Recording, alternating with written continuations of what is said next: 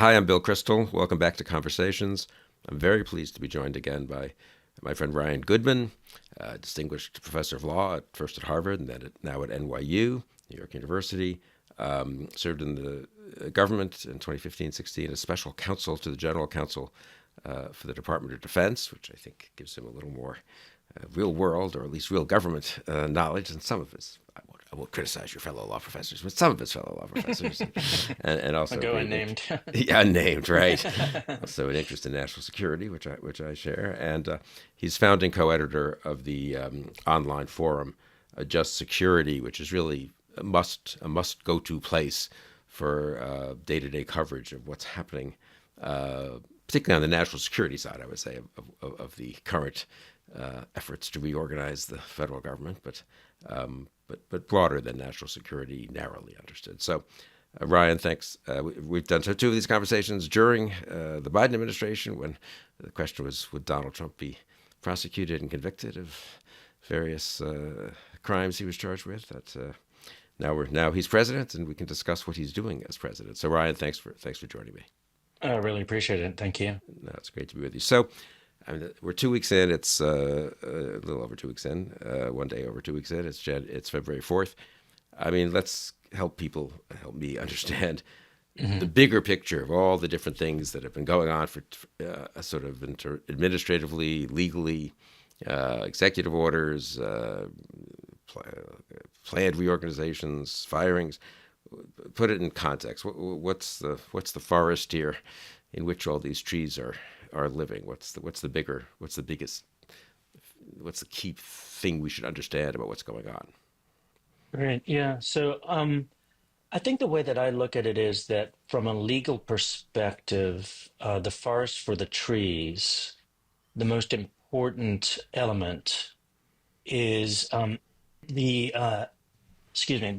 executive authority that the Trump administration is claiming. And what I mean by that is, what constitutional power are they asserting behind all of these executive orders that is different in character than anything that's preceded it, including the first Trump administration. Wow. And we had a piece published at Just Security. I thought it was one of the most important pieces we published since January 20th, which is by the former dean of NYU Law, Trevor Morrison, and Adam Cox, two of the most level-headed legal scholars who are not dramatic in their prognostications or assessments. And their entire piece is actually looking at these executive orders across the board and then saying, actually, there's an assertion here of what they call a quote unquote dictatorial theory of executive authority, meaning that the Trump team is claiming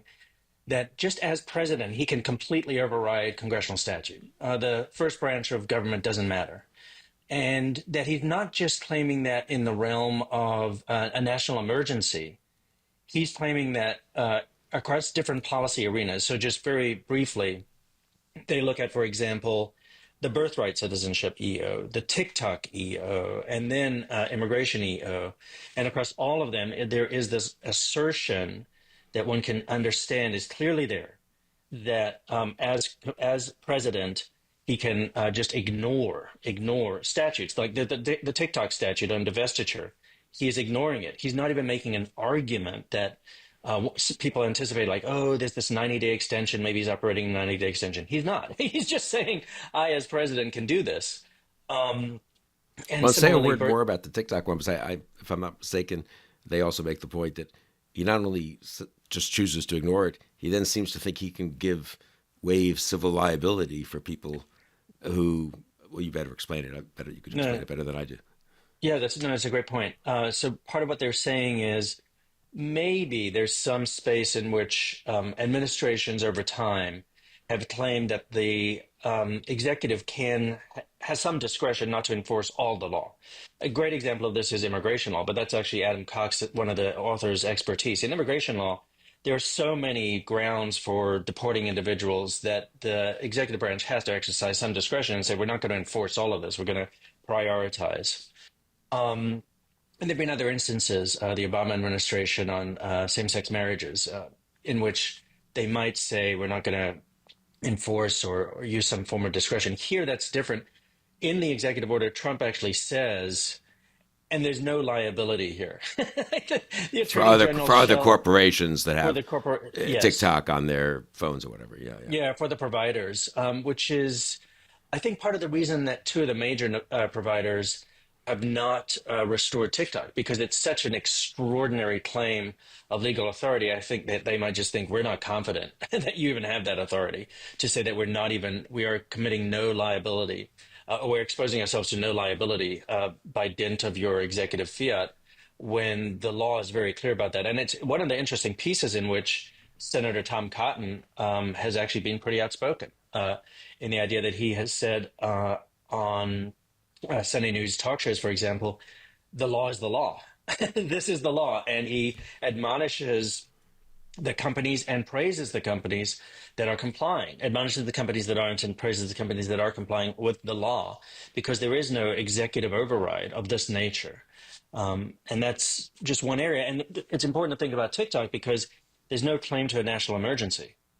That's the other piece in which people might think, oh, well, there might be a limitation, or maybe there's a commander in chief override. He's not claiming that. He's just saying, I, as president, am just going to disregard the existing statute and, in fact, say it doesn't even exist as a matter of criminal law. And just to sort of tie the bow on that point, I mean, he also, this isn't Trump tweeting, Trump opining at a press conference. Presidents can be sloppy in the way they say certain things if they're not lawyers, and even if they are, I suppose, and or Trump is particularly that way. This is an executive order.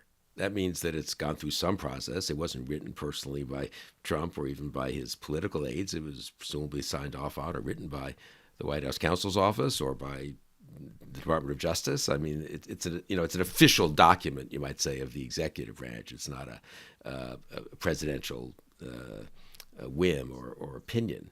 And so, for that kind of assertion to be made in that kind of document strikes me as particularly extraordinary. And that's true of all these executive orders. They're treated in the media as if, well, Trump said this one. Trump didn't say something.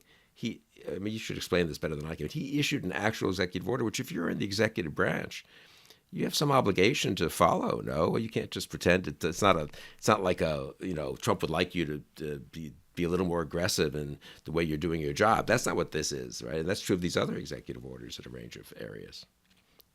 Absolutely right. And I think that to me, it's one of the most important themes that I assume we'll probably get into in our conversation, which is how much the Justice Department is backing these, I would say, extra legal claims to authority, and in some of the instances, taking positions that seem to be blatantly unlawful. And that's the kind of the bulwark of what we would hope would keep a check or a guardrail up, which is that the lawyers would not approve documents or instruments like this and would not um, act on them either. But that does not seem to be the case. In fact, I think it's one of the fire alarms that in my mind is going off, which is how the lawyers are acting. And in fact, many a time when I see an analysis of an executive order and says, as you just said, Bill, like Trump says this, or the Trump order, it's not Trump. It is him, but it is also a collection of people that are behind all of this. It's very deliberately conceived and written into law as though it is the governing authority. Right. I suppose they can be challenged. Of course, they can be challenged, and maybe they could be overturned. But until they're overturned, they're not quite laws. They're executive orders pursuant to law, but that they are pursuant to his, presumably to his authority, to his real authority, right? Yeah, absolutely. And an example of that is birthright citizenship. So the executive order is an extraordinary grab of power. Two reasons. One is the executive order and the Justice Department's briefs only say this is has a power to do this, which is to strip individuals born in the United States of citizenship per the 14th Amendment without any reference to statutes. So that's the first part of it. There's no reference to statutes, which is unbelievable because there are statutes that, despite the 14th Amendment, provide birthright citizenship by statute. And the executive order cannot override a statute. Yet we have the Justice Department going to court in 4 different cases and claiming, oh, this is all legitimate. So it's almost like there's, you could say, oh, but they're stuck with it. They're stuck with it because of the executive order.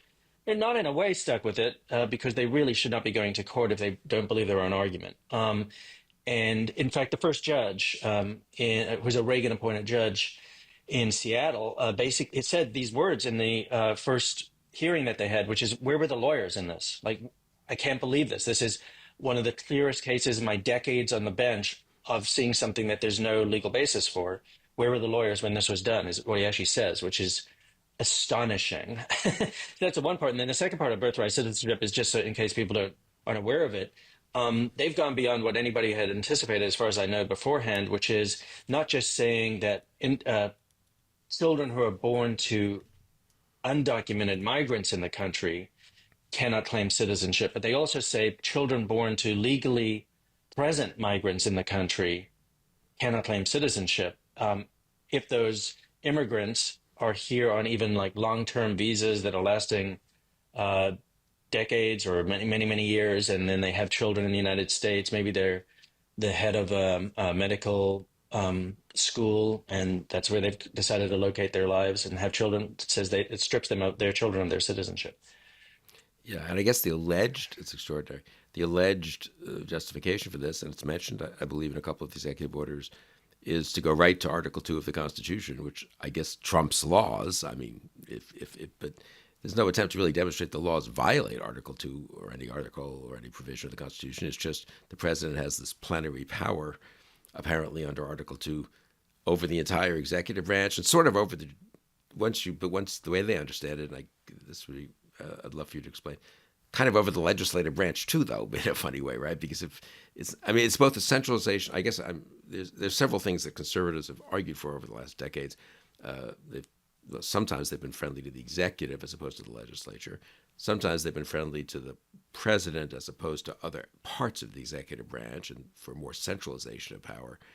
But I think we're beyond the normal jousting on either of those fronts, and we're at a level of centralization and personalization of power being defended in court, as you say, and being exercised as we speak, and challenged in some places, but hard to challenge all of it.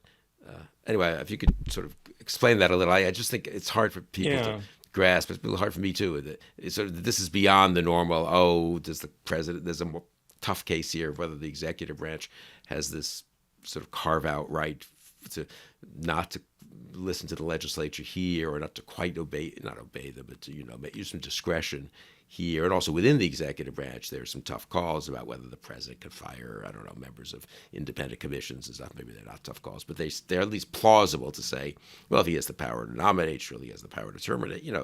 Not crazy, right? But the degree of of executive power, centralization within the executive, and then personalization of the centralization within the executive, I guess that's really what strikes me. Yeah, I agree.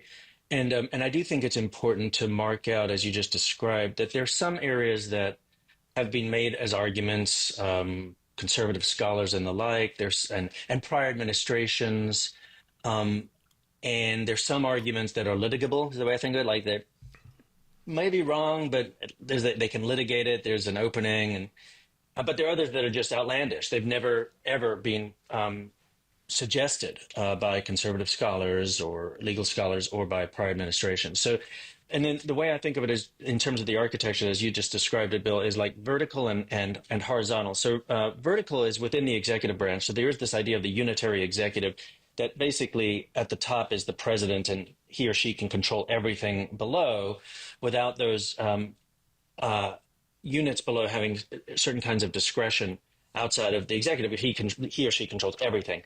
There's one piece that's happened in the last 2 weeks that does push on that in a way that I think is potentially very disturbing, which is um, the nomination hearings of Pam Bondi and Kash Patel. So Pam Bondi is asked in her hearing, "Who is your client? Who do you serve?" And she answers it the correct way. Like there's only one answer, and the correct way is, "My client is the American people and the Constitution. I do not serve the president. I serve the, and I do not serve Mr. Trump personally." And that was right. And in some ways, it might even reassured some people. But no matter what, that was what she should have said. She said. And then Senator Coons asks the question of Kash Patel, And Kash Patel says, and he's up for the FBI director. He says, "Who do you work for?" And he says, "Oh, I work for the Justice Department." And then Senator Coons says, "And who does the Justice Department work for?" And he says, "The White House." And Coons says, "That's not the answer. Like, what do you mean? Like, when I asked Pam Bondi, she gave me the right answer. That's not the answer." And the amazing part of it is, I think that's what was just in, that is the way that Kash Patel maybe operates. That's maybe what's in his head. He actually just thinks that's right. Like, he serves Trump and he serves the White House. And so he didn't even like back down and say, "Oh, you're right. I made a mistake and I was inarticulate in that respect." And it was left in that way, which is, that's the vertical. The horizontal is what I'm very focused on, in that there are a number of actions that they're taking that is a clear, as you said it, I think is a great way of describing it, plenary power. The executive overrides Congress, can ignore Congress. It's not like Bill Barr made a pretty aggressive claim that there's a commander in chief override for surveillance authorities or things like that after 9/11. That's like a national security emergency using the military. It's pretty cabined. This is like the executive orders on like immigration, which Trevor and Adam point out. It's just overriding the basis that people can even claim to convert their status from one immigration category to another, in direct defiance of the Immigration Naturalization Act. Like, so things like that. There's another one that's about to, I think, it's lurking around the corner. So I just want to give like a sense of something that's more litigable, but it's still pretty strong claim on the part of the executive. So it gives a sense of how I see that there are others that are more in the gray area. Here's how it goes: the mass purging of FBI agents and members of the Department of Justice. So firing people, which seems to be purely on the basis of their having worked on January 6th and Mar-a-Lago cases against the president. That's it. In fact, it's in the documents and the memos that are coming from the senior acting leaders of the Justice Department. There was a statement from the first letter that we're aware of, the first memo from the acting attorney general, which says he's exerting his Article 2 power. So even though the civil service statutes say that he can only remove civil servants for cause, they're not. They're kind of wiping that away and saying Article 2. Is that litigable? It actually might be. Like, Justice Roberts has recently kind of opened the door to rethinking who is a inferior officer or a principal officer that can or can't be removed by the president, and that's the kind of vertical way as well. Like, because it's, how can it, have a unitary executive if the executive at the top can't fire their people as they so want? So that's, I still think it's unheard of in a certain sense. People would never think that the civil service statutes are all unconstitutional. We've been operating with these for decades. But to give a sense of a very aggressive, but not in the same category that I'm putting the other plenary power authority that they're claiming. Right, but again, it's just a flat out assertion of under Article 2. As you say, it sort of implies that a century of civil service, century plus of civil service statutes and laws and regulations have been, at least the president could have overridden them. I suppose maybe there's the Trump would just say, well, Justice Department would just say previous presidents didn't choose to, but that's not what they thought. I mean, in fact, they went to a lot of trouble to find cause at times to remove people. Various cabinet secretaries went to a lot of trouble to go through a lot of processes that were in law and regulation to both respect the rights of civil servants. And of course, different agencies have different rules. Your different FBI agents aren't covered by the exact same procedures and rules as employees at the education department or whatever. This whole structure is just like, can be just wished away with a snap of the fingers. That seems to be what they're saying, right? That's right. And exactly. So, and I imagine if we went through and looked at every single case in which a civil servant has litigated the question of their dismissal, I don't think there's a single case in which an executive branch has said, right, we can do whatever we want. It's Article 2. Like, you don't, the statute is, doesn't bind us. And that's decades of experience. And just even the most recent instance of this in the Federal Register is in 2024, so the Biden administration, they try to reaffirm protections for civil servants. In the commentary, it's just It refers, interestingly, to Trump administration 1.0 and the Solicitor General at the time in 2018 submitting briefs to the Supreme Court in which they clearly marked out that civil servants have protections under the statutes that Article 2 does not override. And they're now claiming something very different. I'm sure that those briefs are going to come back to haunt them when litigation goes forward on these matters, because it's totally inconsistent with what even the Trump Solicitor General said in the past. I want to ask you actually about the litigation side, about what happens when the litigation goes forward, and says how much they practically can do, though, in the next weeks, months, years, maybe, to really reshape the very structure of the government, even if they end up losing some of these cases. I mean, one thing I'm struck by, some lawyer told me the other day, well, they're going to lose before the Merit Systems Protection Board, I think it's called, which hears these arguments, which could then be for different civil servants, and which again I don't think that the constitutionality of that has not been challenged. I don't believe it. I don't think presidents have thought they can just personally override such a decision of this board that's constituted by regulation or law, I suppose, and which has a whole appeals process up to the D.C. I think Circuit, right, Court of Appeals and stuff. I mean, there's this massive structure that they're not. You could go to Congress and say. I mean, it's very striking that they don't go to Congress. Heather Cox Richardson made this point in her newsletter just this morning. It's really nicely, very simple, but very nicely done. Republicans control Congress. If they want to change, if they want to get rid of AID as an independent agency, have Congress pass a statute saying, no, it's no longer an independent agency. It's being merged into the State Department. And furthermore, the Secretary of State has I'm making this up, obviously has the authority to reduce the size by half and, blah, blah, blah. This is what legislators presumably do. There wasn't even talk about that. There wasn't even a thought to do that. There wasn't even a sense that there's an emergency at AID, because Right. they're helping too many poor, mothers in Sudan, or too many, running literacy programs in Cambodia or something. I mean, there's no emergency. It's just they've decided to do it and they're doing it. So I guess the personalization of power, as well as the assertion of executive power. I guess they go together in a way. When you think about it for a minute, in practice, they're likely to go together, right? I mean, the strong executive is going to be a unitary executive, is going to be a personalized executive.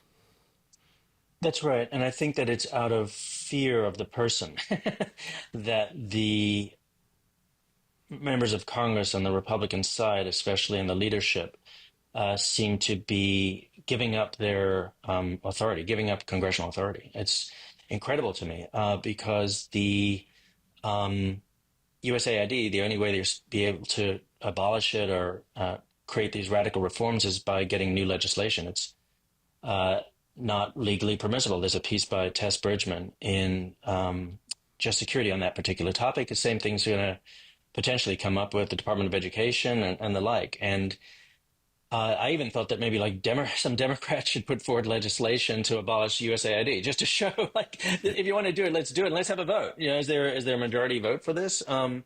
Because it really is the prerogative of Congress. So to give up something like that is enormous. And that seems to be what's happening. Though there's some ambiguity in some of the statements I've seen.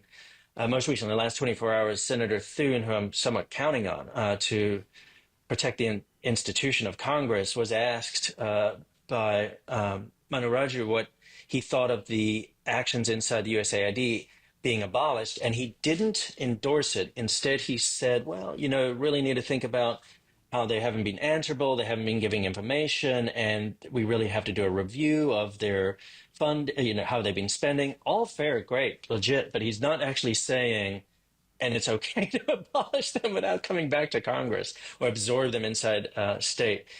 So I think that's, to me, a big concern. And then in terms of what the law can do here, on some of these, I do think that the law has some teeth. If litigators and those who are stakeholders get to the court and ask the court for an immediate temporary restraining order or an injunction, and so that the court can freeze the status quo. And then as the litigation then proceeds, at least we've protected the institutions and the rule of law in the meantime. That might be more difficult with the firings in the sense that civil servants may have to exhaust administrative remedies first. I have theories as to why they don't have to do that, and there's some statutes under which they do not have to do that at all. For example, what's right now looming, if people aren't aware of this, is that according to the Washington Post, the Department of Justice's acting leadership is asking for all of these names of any individual in the FBI who ever touched a January 6th case to create a master list. And according to the Washington Post, with the threat that they will publicly release the names, which is extraordinarily frightening given the environment that we're in for the risk of political violence against those people. And that is a claim you can rush to court to stop the public release potentially. So there's some aspects of this that I think that's the way it works, but there are other aspects in which it does feel as though the strategy on the part of Musk and others might be to do things that are radically illegal and find out later. Like, let's figure it out later. And it's a rush. It's a fast-paced move across the different departments and agencies for them to put facts on the ground. And for example, USAID, well, next time, in a few weeks from now, when we get to the budget, they'll say it's gone. So don't appropriate any funding. Then maybe the Republicans don't appropriate any funding, and it's gone. It's done. Even though the initial period is highly illegal, but it's too late. It's after the fact to be in court arguing about that. I think that's one of the ways in which the law is just not equipped for the constitutional crisis and moment that we're in. Yeah, that's so interesting. We'll come back to DOJ and FBI because it's so important, obviously, in a minute. But one last thing, I think one of the biggest instances of the assertion of presidential power, executive power, seems to be that they're trying to revive, and this is pretty explicit, the power of revive or assert the power of impoundment of funds, which was what Nixon pushed for, which he lost. Unanimous decision. I can't remember, but he lost pretty overwhelmingly, if I'm not mistaken, in the Supreme Court. Doing it in ways that weren't even public and appropriate or legal is one of the counts in the articles of impeachment against him, and if I'm not mistaken, and that's been the law for 50 years, right? There's been limits on president's ability. They have some discretion in how to expend funds, when to expend funds. No one thinks they have to do it, the same amount every 2 weeks if there's more need for it in the first, in the second month than in the first month, or if the system's not set up yet. They have normal, you might say, managerial discretion. It's my memory, at least, from being in the government. And sometimes you can go to Congress and ask for more discretion. But the notion that the entire regime that insists on Congress's prerogative to appropriate funds, and the executive does not have the right to overturn that. That just seems to be explicitly challenged, both in what the Trump administration is doing and in what the Trump administration's saying, I think. Is that right? Yeah, absolutely. And especially what Musk is proclaiming he's doing. We don't know if he's overclaiming what he's doing, but what he's saying he's doing on X in terms of just stopping funds to different programs and the like seems to be a complete violation of the Impoundment Act. Which is an actual law. I mean, right. Yeah, it's an actual law that's been abided by all administrations past. And there has been reporting that their strategy is and that there's an internal OMB memo that was leaked that suggests the strategy, which is to get it all the way to the Supreme Court to hopefully overturn the Nixon precedent. And I say that in a neutral sounding way. I mean, that's very audacious. It's acting illegally. It's basically saying, okay, yes, the Supreme Court has said we absolutely cannot do this, and the Supreme Court has the authoritative interpretation of the Constitution. We're doing it. Right. We're doing it. And we'll give the court another opportunity to say whether or not they were wrong the first time around. I mean, that's not how the rule of law system in our country works. It can't work that way, because then you'd have executive branches saying on any Supreme Court case or precedent, we're plowing ahead. It does not matter that the Supreme Court has told us that it's unconstitutional. That's happening it seems as though that's the strategy of the Impoundment Act, also based on the reporting about it. And it seems like it's the strategy with birthright citizenship. Without getting into the technicalities of it, there's a piece that we're about to publish any minute by Marty Letterman at Just Security. He's a very, very careful lawyer. And he's basically saying there are pieces of the argument that the Justice Department is making before these courts that just flatly rejects what the Supreme Court has said about birthright citizenship. Can't the two are inconsistent? So it's another instance in which I think they're just saying we're going to plow ahead.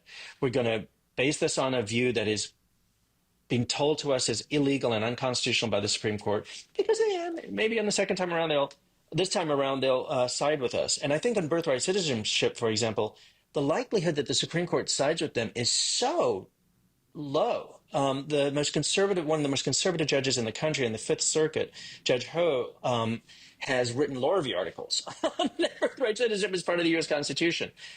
I think they maybe get 2 votes at most. So that's the playbook that they're running. But to me, that really smacks of illegality.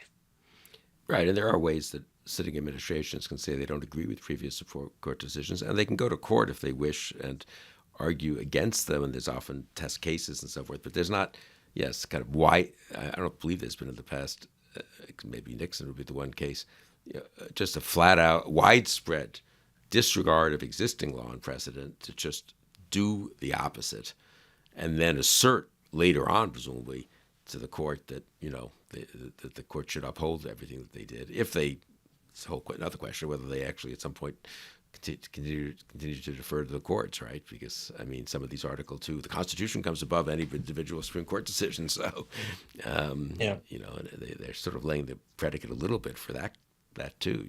Let the court enforce its decision, I suppose.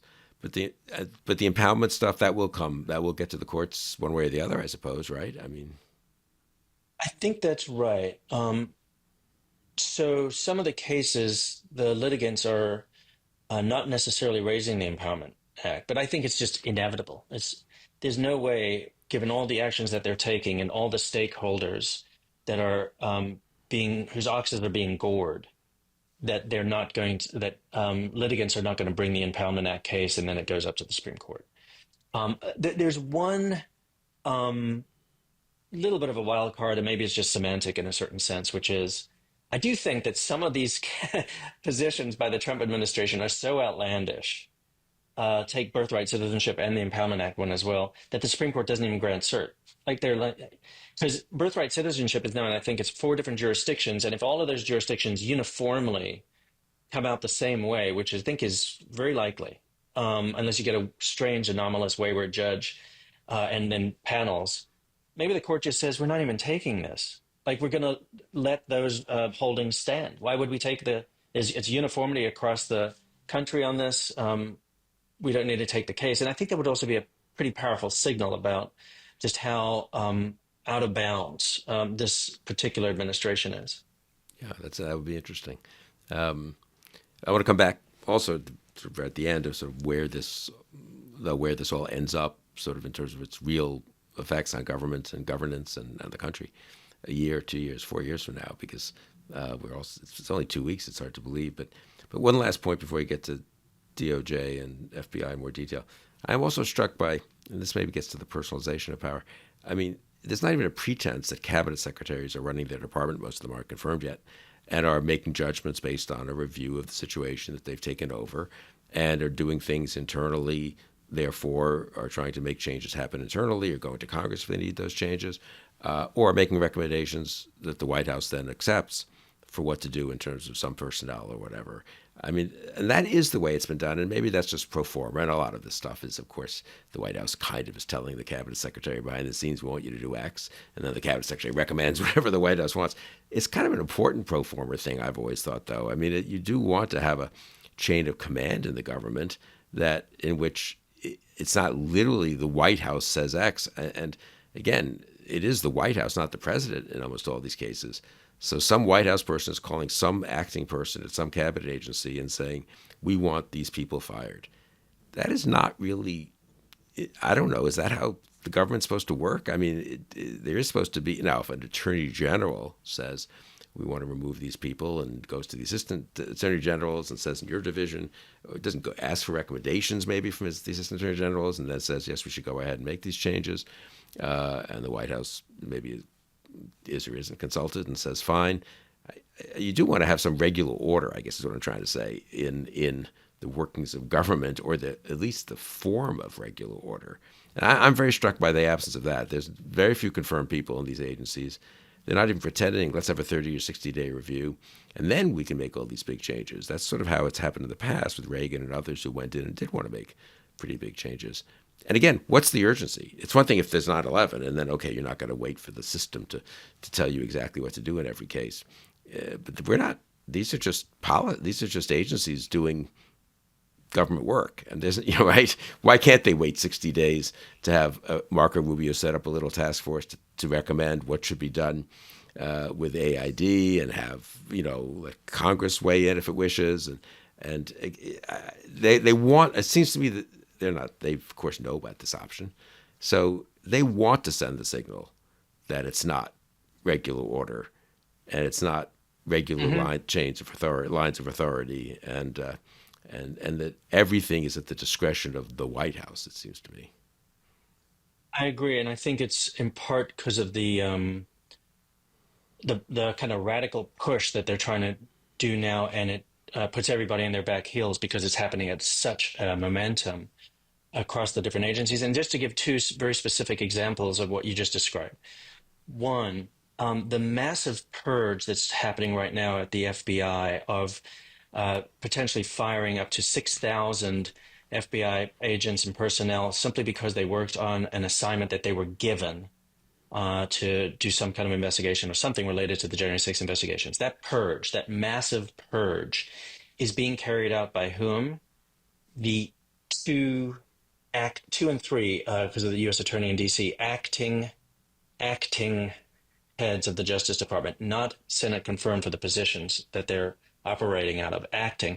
And one of the FBI associations makes a big deal about that in their statements that came over the weekend when they're trying to protect their members. They say this should not be being done by acting heads of these of the Justice Department. Why not wait until Pam Bondi, who seems as though she's probably going to be in place soon, in days?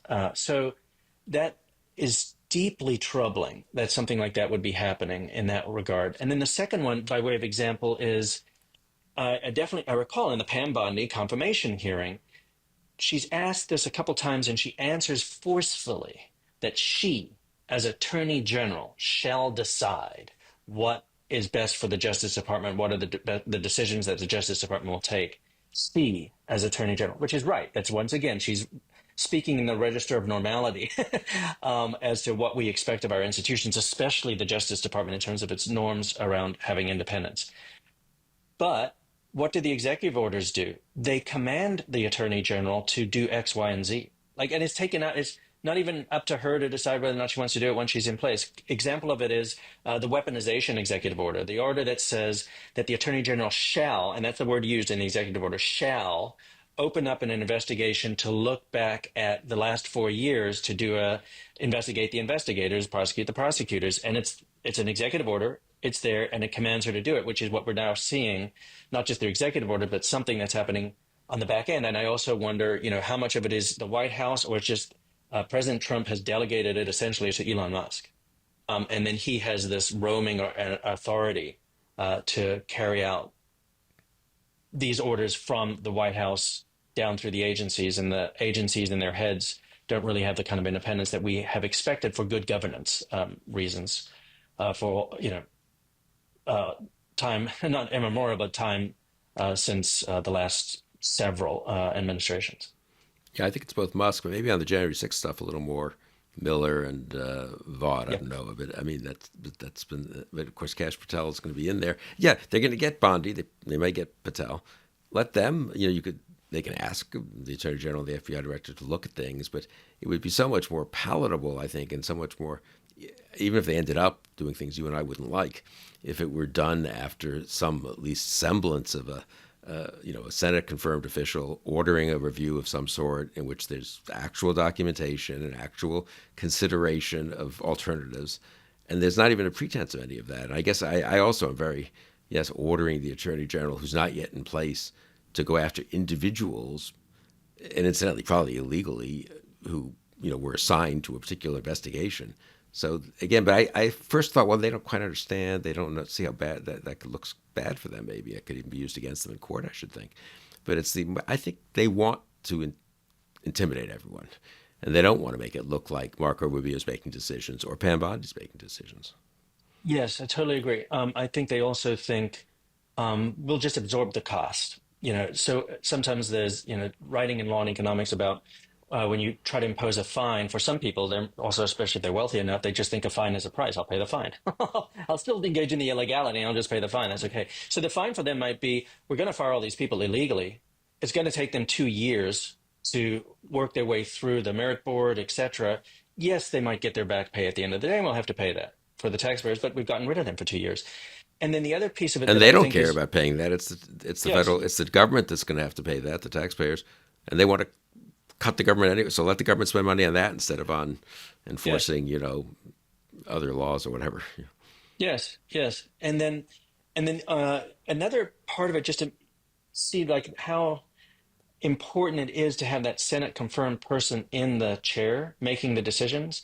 I think a great example of it is what one could talk about this theoretically, but it happened that the Senate advice and consent role is important because it's a relationship between that Senate confirmed individual and the promises and commitments that they're making to Congress and the Senate. An example of that is when Kash Patel goes before the Senate Judiciary Committee on Thursday of last week, Senator Booker says to him, if you were to fire agents, would you go through the regular process of review, et cetera, which is what they're absolutely not doing. And we now learned that they were actually not doing that on Thursday as the hearing is going on. And what does Kash Patel say? Yes, Senator, I commit to you that that is what I will do.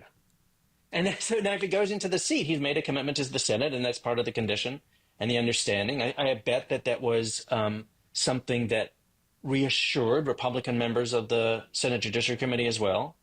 And that's the nature of our process. That's why we have Senate confirmed people in those seats. And then they're answerable to the committee that has a lot of power over them in other respects, oversight, funding requests, et cetera. Um, and we don't have that. We have acting people doing it in direct defiance of what Kash Patel said he would do or what the Justice Department and FBI would be doing. And in fact, that's one of the FBI associations, in fact, said once the purges started emerging that this was a violation of the commitment that Kash Patel had made to them.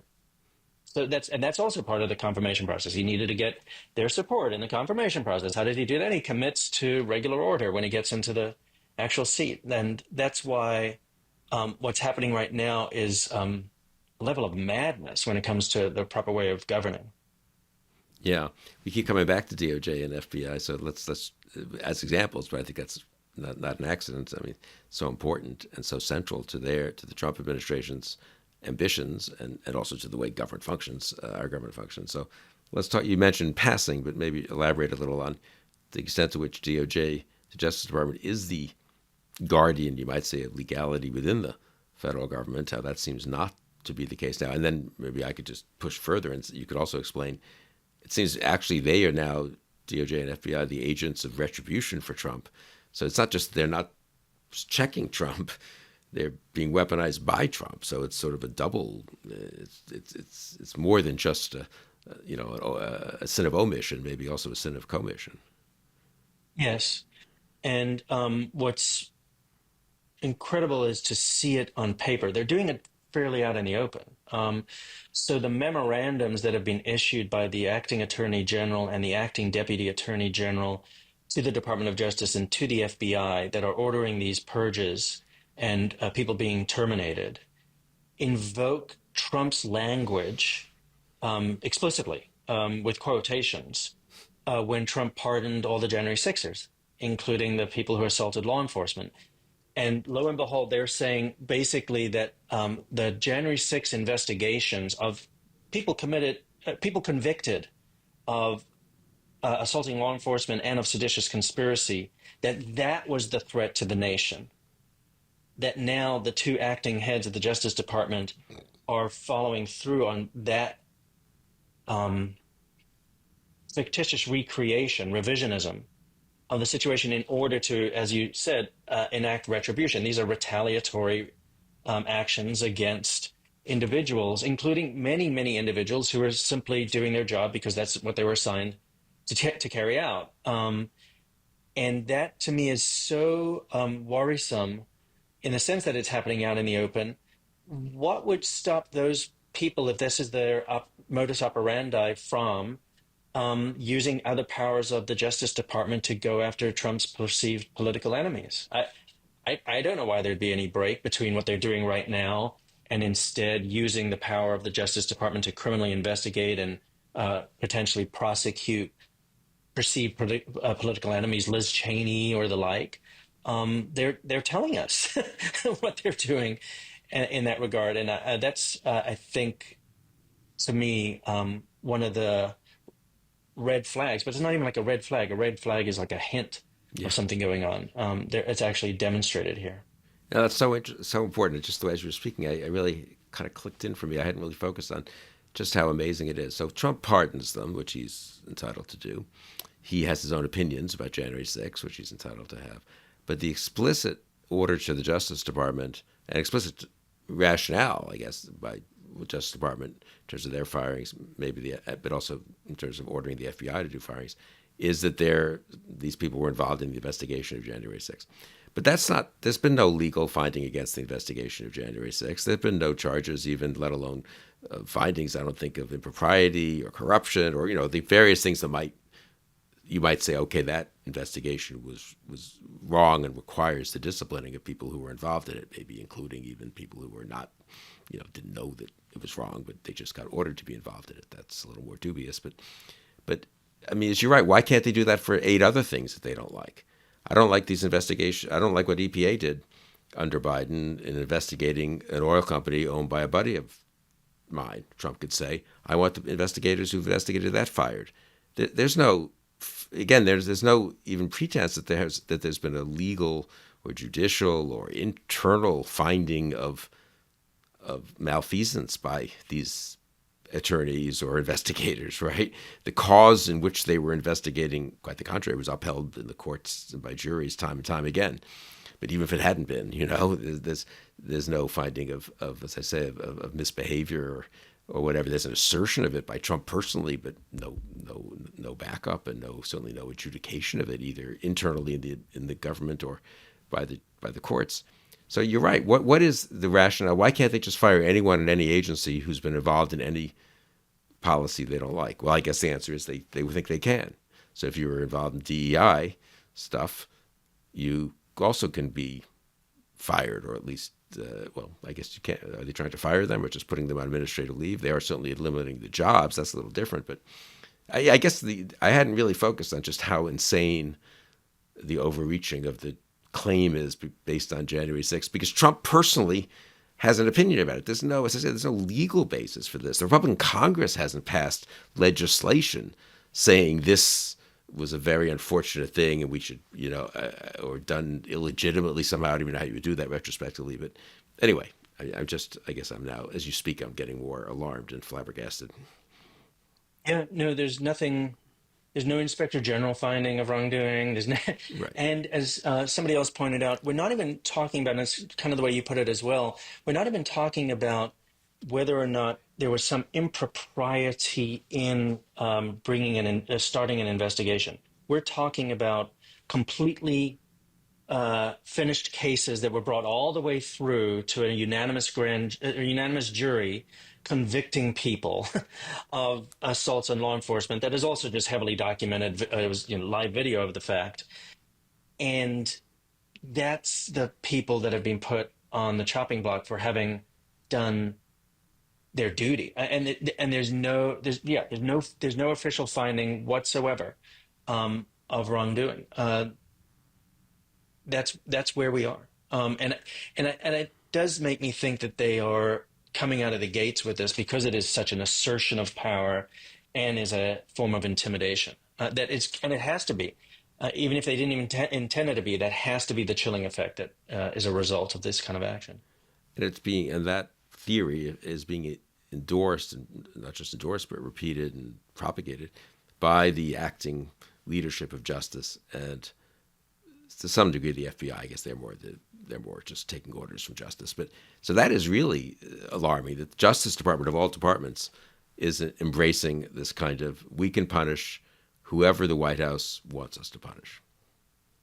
It seems to be the case. I mean, I do think that because they've already fired a number of people, um, or given them a quote unquote an ultimatum, which is resign or you'll be fired. I do think the next shoe to drop is what they do now that they have the list of the up to 6,000. Do they then try to fire them? And that's the one in which would be like, that's another massive assertion of power if they think they can fire people who are that low level in terms of Article 2. The other piece that I do think is maybe very worth mentioning, because you just touched on it, is that in our country right now, the senior leadership of the FBI, as far as I can tell, from news reports and the leaking of their internal memos, are standing up for the rule of law. They are holding the line, and I think that for listeners, that is, and folks watching this, that is so important to understand just how brave of a moment we are in, because it gives you a sense of how lawless the action is by the acting leaders at the DOJ. So the Trump person who is put in as currently acting FBI director, Brian Driscoll, and his deputy, put in there by Trump, have sent out a memo that basically says we are not in agreement with this purge. We do not think it is right.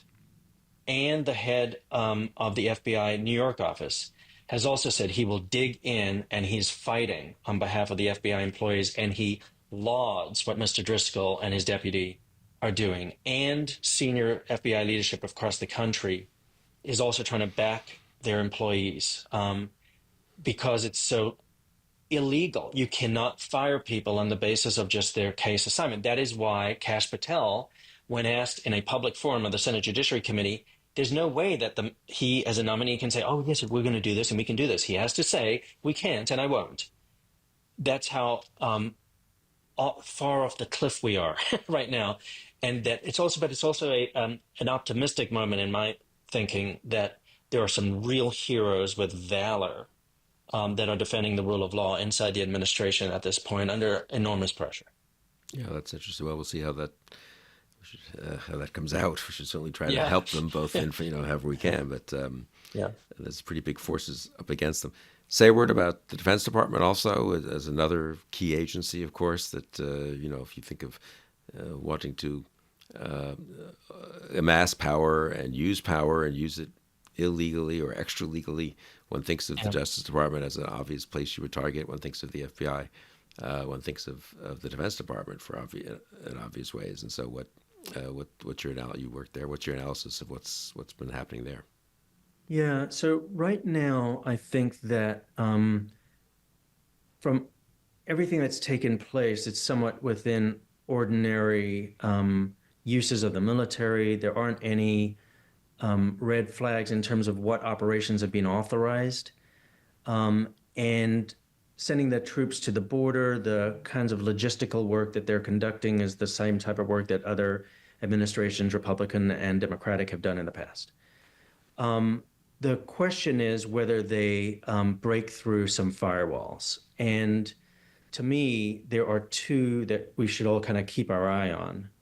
One is the invocation of the Insurrection Act for not just immigration purposes, but if there is in this country domestic political protest, which that's my concern about one of the bad or worst case scenarios. And one of the executive orders asks basically Pete Hegseth to report back as to whether or not the administration should invoke the Insurrection Act. I think that's a concern. And then behind that concern is this very detailed white paper that Ken Cuccinelli, who served in a senior role in the prior Trump administration, wrote in 2024 that gave people like me the legal playbook. And in that, he says that the Posse Comitatus Act, which limits the use of the military for law enforcement purposes, might very well be unconstitutional under Article 2. So there we go. It's like that's the theme, and that's in that white paper. So I have to imagine that might be what's happening on the back end of what they're thinking about with respect to just getting around the Posse Comitatus Act by claiming it's intrudes on the president's Article 2 powers. That's one. The second is that there's this EO that's right out there that is the EO that says clarifying the military role on the border. That to me is one of the most worrisome ones, that it looks like a framework that would actually say the U.S. military would conduct a full-blown military operation on our borders. And So forget your Posse Comitatus Act. The Posse Comitatus Act is about use of military for law enforcement purposes. They might just say, we're categorizing it as a full-blown military operation. And what's concerning about that EO is it's just directed right at the military. The other EO, that is the declaration of an emergency on the southern border, is tame. It's limited. It has DHS as the lead agency, and yes, the military is also referenced, but in support of and in assistance of DHS. So it's a civilian-run operation, and that's within the realm of normality.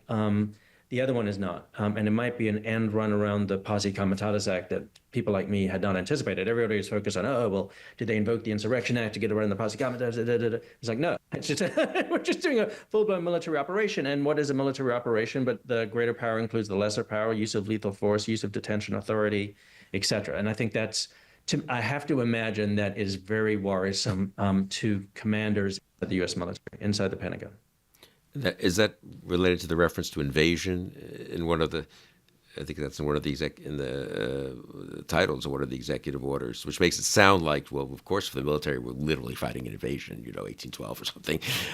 They would use lethal force. They would override civilian control. They would override civilian laws, in the areas where fighting is taking place. That's also a Civil War issue, right? I mean, but I don't. Yeah, I think so. I think that these are interlocking, both in the way in which they think the authority would work. I also think it's interlocking in the sense of trying to change the background atmosphere so that if you go into a court and you say to the judge, we've got to do this, we're dealing with an invasion that's been, and a finding of an invasion by the commander-in-chief. Right. It gives that greater strength to that argument, both just normatively as well as legally. And then legally, I also think that invasion kind of interacts with designation of the drug cartels as foreign terrorist organizations. And if they're foreign terrorist organizations, then we can go back to John Yu's OLC memos, which are actually cited in the white paper I mentioned, of use of the military domestically because you're dealing with a terrorist organization. So I think these are working together in that respect. And another one is if they invoke the Alien Enemies Act, which one of the executive orders says, like, tell me that the agency should come back and tell me as president whether or not I should invoke the Alien Enemies Act. You only really get there if you have something like an invasion from a foreign power. It really has to actually be a foreign government. So I don't think that by the letter of the law they can get there, but they're getting further down that path by saying this isn't migrant invasion. This is an invasion by cartels that are foreign terrorist organizations. So don't put form over substance. I think their argument would go like this: don't put form over substance. If there are authorities that we have for the president, if we're invaded by a foreign government, let's imagine we're invaded by an Al-Qaeda force. Are you telling me that, you only said foreign government, so we can't have the president act to defend the country? So it's a cartel that, has taken over certain governmental powers, even in some parts of Mexico. That's what we're dealing. I think that's their argument. I think, and they're laying the groundwork for that in various ways. So, and so it also means that it's another instance of like looking at the forest of how all these pieces work together. Because if you were just asking me about, let's just focus on very discreetly the designation of drug cartels as foreign terrorist organizations, I can understand certain policy reasons to do that, but not when this is actually what seems to be the much broader architecture of what they're trying to effectuate, which would be have very significant legal and policy concerns. I'd imagine that many people would be very worried about the Alien Enemies Act being re-invoked in this country. It applies to legal migrants as much as illegal migrants. So, by way of example.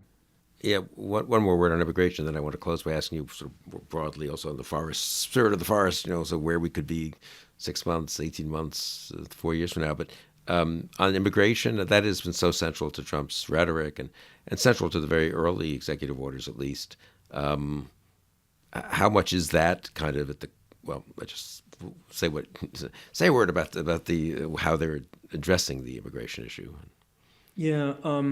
So Adam Cox is my colleague and a eminent expert on immigration law and on executive power, has written a book about it as well. He and I wrote a piece in December anticipating what they would do, and they actually really are doing it. And we wrote it for that purpose. We really thought this is what they're going to do. So we wanted to inform people about the moves that would make. So the basic argument is, and analysis is, it is very difficult to meet the promises made of deporting millions of migrants in the country. Very difficult, even and prioritizing those who have a criminal record of a serious crime. And that's because of capacity reasons and all sorts of things. And all administrations, the last several administrations, have tried to deport every illegal migrant who's committed a serious crime. And Obama bested Trump on that. He has better numbers on an annual basis.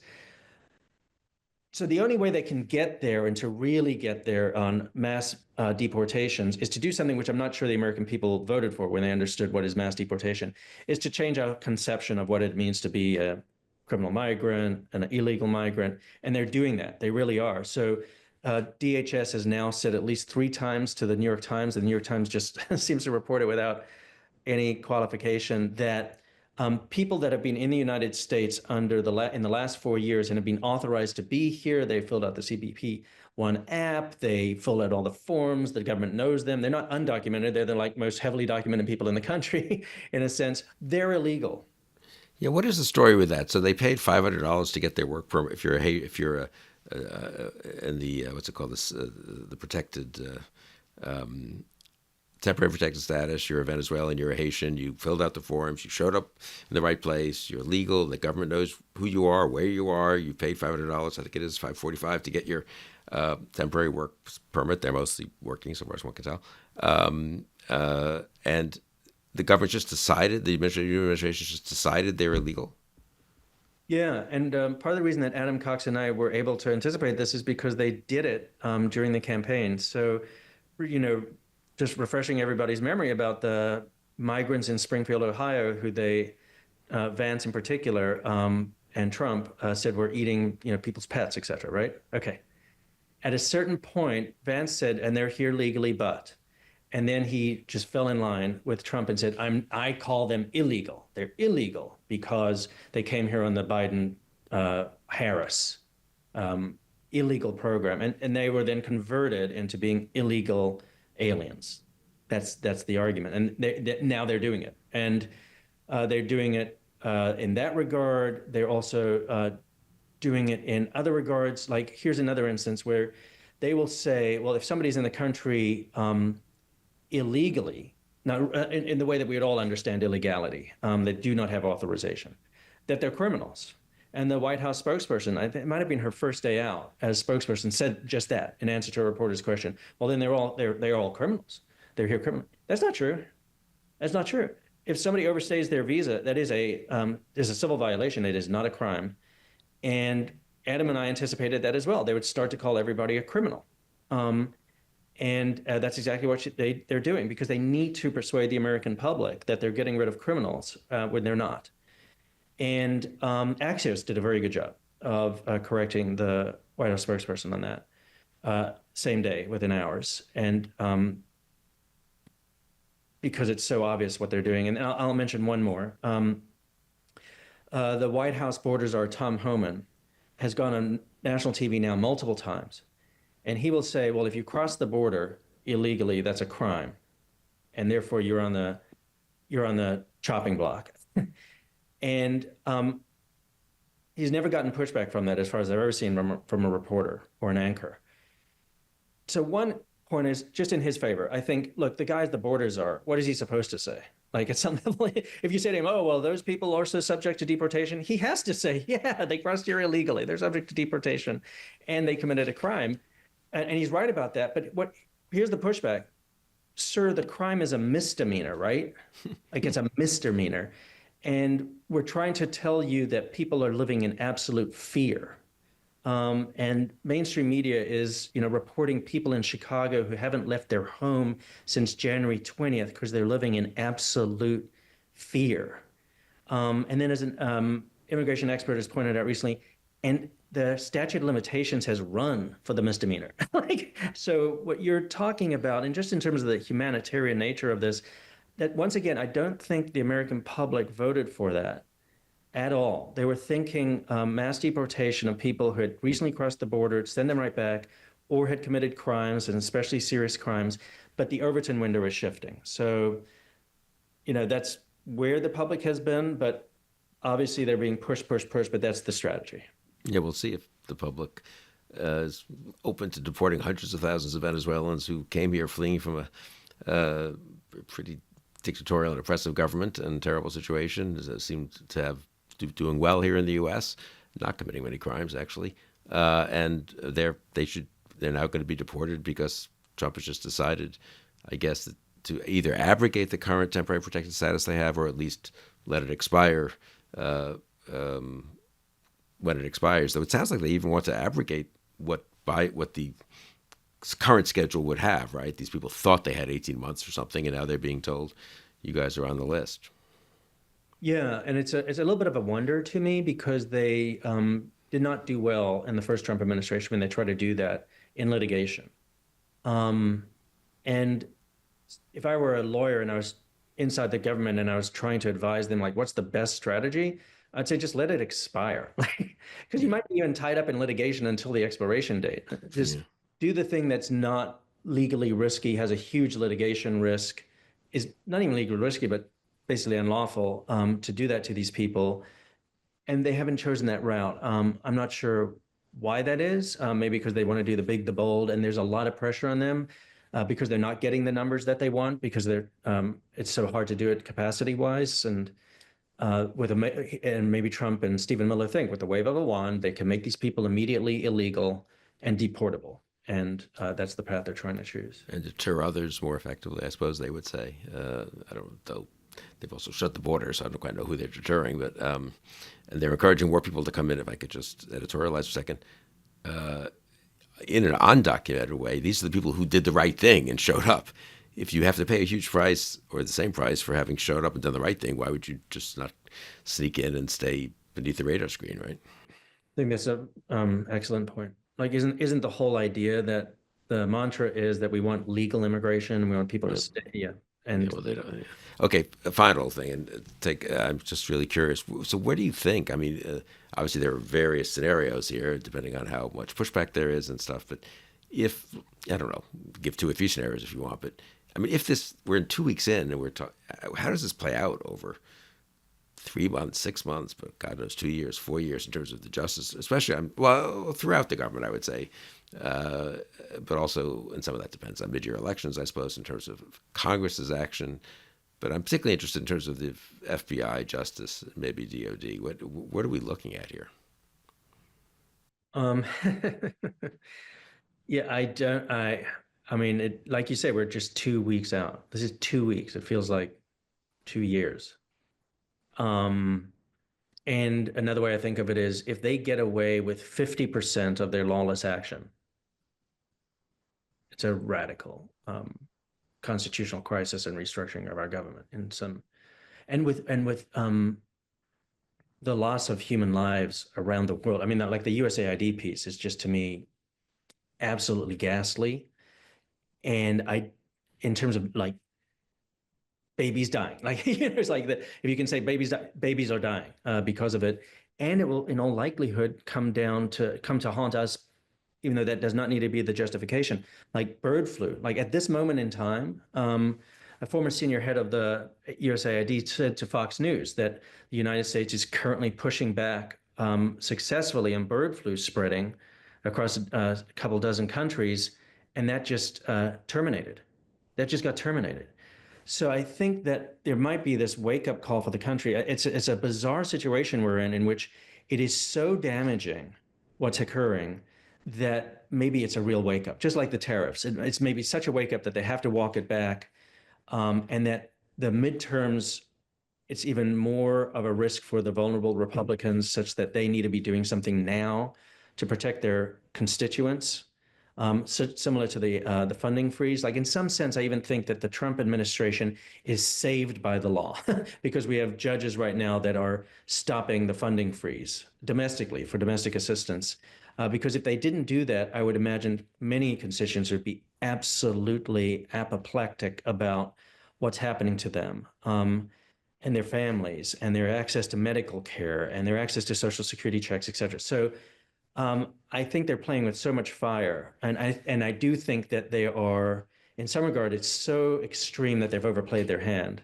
I think Donald Trump has overplayed his hand on January 6th pardons across the board, including to people who have committed acts of extreme violence against law enforcement officers. I think they've overplayed their hand with USAID. Um, and I think they've overplayed their hand with birthright citizenship in the sense that they will be immediately rejected by the courts and it will also send a signal to the country. I think they've overplayed their hand with the FBI. I mean, they could have come in with a lot of support from the FBI um, and law enforcement, and they've turned all of the FBI law enforcement associations against them. It's just so there's part of it that I think it's so difficult to tell what's going to happen because of that. So I don't think they succeed in that. I think they fail by their own success in a certain sense. Of course, I don't know where, as you said it, I'm trying to think, where does that metaphor come from? Overplaying your hand, I suppose it's, poker or bridge or something. But of course, you only overplay your hand if someone else calls your bluff. If you want to, like, let's mix metaphors a little bit here. Either calls your bluff or trumps your high card or whatever, and that requires real pushback by someone. I mean, we've seen it a little bit from within the FBI. We've seen a little bit from Democrats and on the Hill, almost nothing from Republicans on the Hill. Courts, some temporary restraining orders.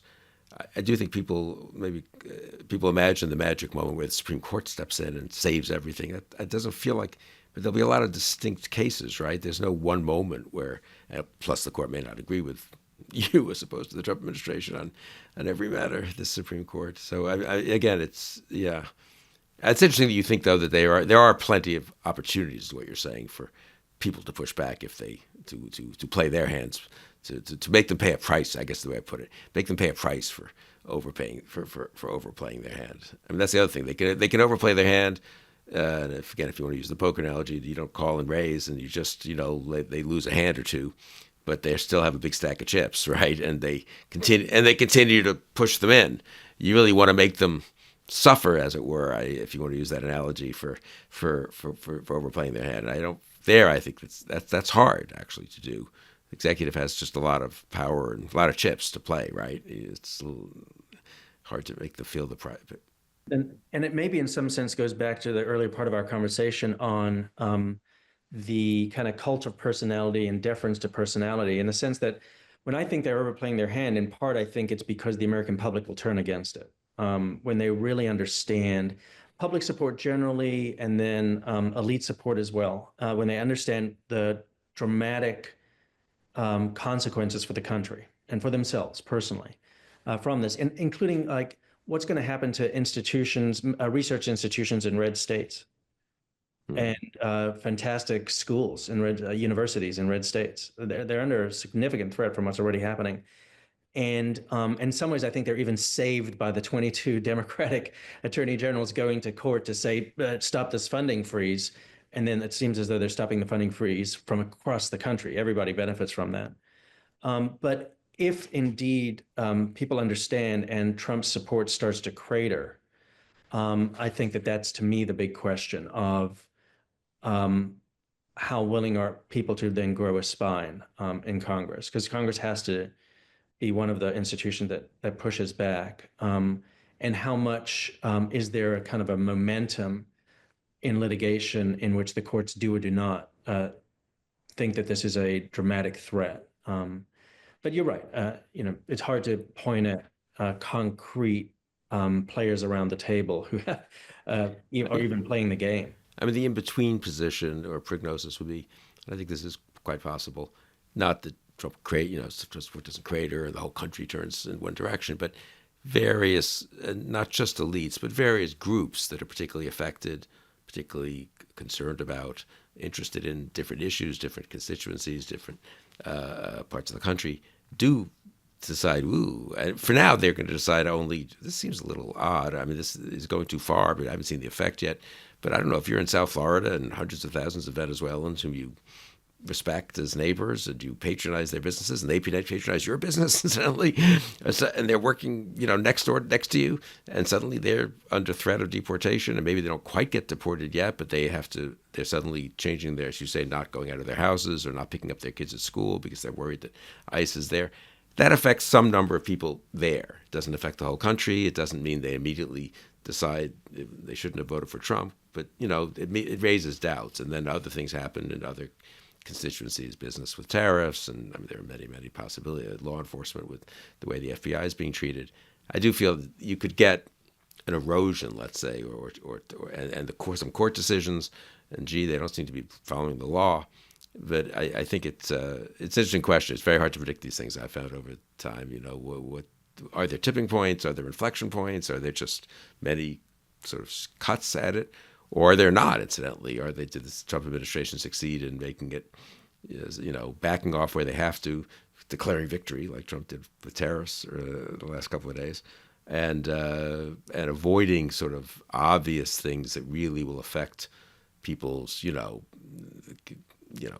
actually the NIH funding continues. Actually, the people at key research institutions, don't say, because it's not, it's not the case that they're being, their efforts are being severely affected.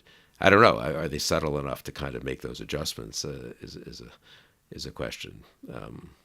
I think so, and it's interesting to me as well that one of the inflection points might be over immigration, because they really do seem to be doggedly committed to it. And I remember, the Wall Street Journal the editorial board said, please don't do this. Like, after he was elected, do not follow through on your mass deportation. That would be bad visually in terms of like who's being seeing the human part of that in terms of who'd be thrown out of the country, and it's just bad for the economy as well. And an example of it, I think, in a microcosm is the Haitian migrants in Springfield.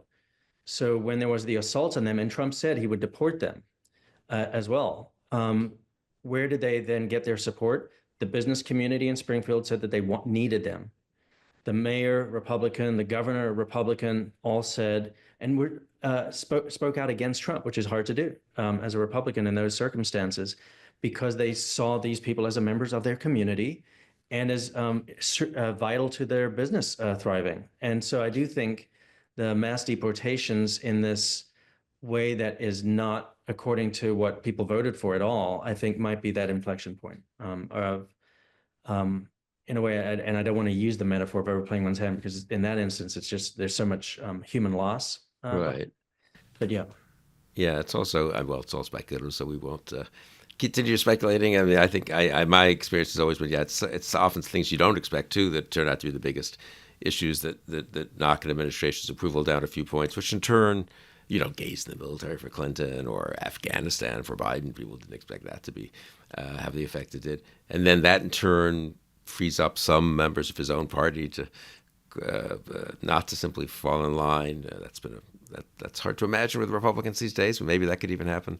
Emboldens the other party, emboldens others, outside to not quite capitulate to Trump preemptively, as we've seen quite a lot of that in the business world and to some degree beyond even. So it's a very dynamic situation, but I guess basically we don't know, right? I mean, these are uncharted, as you said at the beginning, just to come back to that key point you made.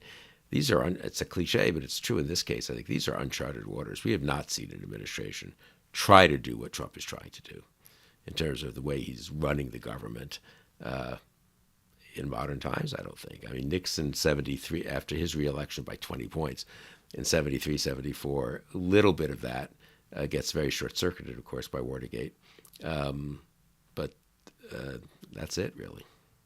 Yeah, absolutely. And it's funny because somebody said this as well, which is they're also operating as though they came in with a 20-point mandate. It's like, right. And they didn't. So where the direction that this goes in is unpredictable, and kind of see what happens, because we can't look at these kind of precedents of trying to use them as predictors of how it's going to shake out.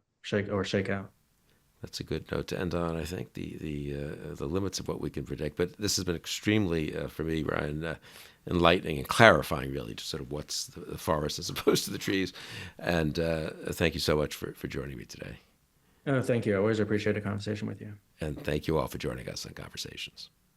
If you enjoyed this video and would like to see more like it, please don't forget to like and subscribe. Your interest in this program means a lot to me. I appreciate it.